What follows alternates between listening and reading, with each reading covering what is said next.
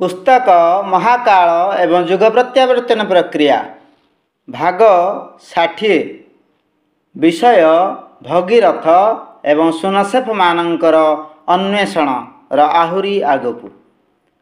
अतीतरे एहीपरि आउ एक घटना मध्य घटिथिला। प्रजा मानक दुष्कर्म कोप करी इंद्रदेव वर्षा कले नाही। 12 वर्ष धरी राज्य रे दुर्भिक्ष पड़ा। जल बिना कूप जलाशय वृक्ष वनस्पति सबकिछि शुष्क होईगला। प्राणी माने क्षुधा तृष्णारे कातर होई प्राणत्याग करने को लगिले। सर्वत्र हाहाकार पड़गला। स्थिति असह्य हेबारु किपरि वर्षा कराइबा संभव हेब मनीषी माने विचार करी स्थिर कले जे प्रजा माने अनाचार त्याग करी तपस्या और त्याग आचरण कले देवता संतुष्ट होई पारंती। पृथ्वीवासी जे पुनश्च आदर्शवादिता एवं त्यागर परंपरा आचरण कलेणी ए विषय रे देवता मानकर विश्वास जन्माइबा पई प्रमाण आवश्यक। एथिपाई एक नरमेध यज्ञर आयोजन करागला। बहु कालरू बंद हो जाइथिबा बलि प्रथार पुनः प्रचलन करने आवश्यक मन करागला।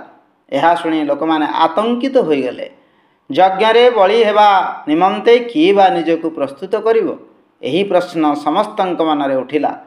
ताहेले कौन नरमेध यज्ञ आयोजन रे जो माने आनंदित आशान्वित हेउतिले से माने ए प्रकार एक प्रश्नर समाधान करि न पारी निराश होई रहीगले।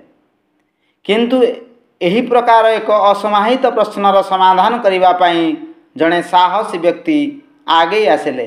तांकर नाम थिला सुनसेफ। से यज्ञर अध्वर्यु एवं ऋत्विक मान को संबोधन करी कहिले, यज्ञ बलि निमंते मु सर्वप्रथमे प्रस्तुत अछि। निराशा अंधकार रे पुणी आशार आलोक प्रकाशित हैला। यज्ञ आरंभ करागला एवं जनक परे जणे बलि हेबा पई आगे आसिले। परंपरार पुनः प्रचलन रे क्रमे लोके उद्बुद्ध हेले। मनुष्य मानकर परिवर्तित मनोवृत्ति भगवान महाकाल को संतुष्ट कला एवं से दुर्भिक्ष निवारण निमंते प्रचुर वर्षार व्यवस्था करदेले।